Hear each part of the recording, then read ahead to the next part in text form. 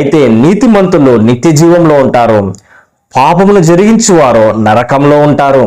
నీవు శరీర సంబంధివి, లోక సంబంధివి అయితే శిక్ష తప్పదు. అయితే నేడే క్రీస్తుని హృదయంలో చేర్చుకొని నిత్య జీవానికి అర్హులుగా మనం జీవించాలి. చాలా మంది లోకంలో పాపంలో జీవిస్తున్నారు, ఇదే శాశ్వతం అనుకుంటున్నారు. లోక సంబంధులుగా జీవిస్తూ గర్విష్ఠులుగా ఉంటున్నారు. మాకేం కాదులేండి, అంత బాగానే ఉంది అన్న వాళ్ళు చాలా మంది పడిపోవడం నేను చూసినానండి. ఉన్నత స్థితిలో ఉన్న వాళ్ళు ఈరోజు ఏమీ లేని వారిగా, దిక్కు లేని వారిగా, అడ్రస్ లేని వారిగా ఉన్నారు.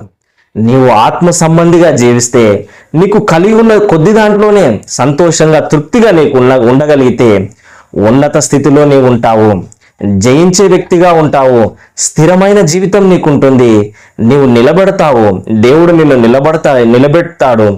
నీవు ఉన్నత స్థితిలో కూడా దేవుడు నిన్ను తీసుకొని వెళ్తాడు.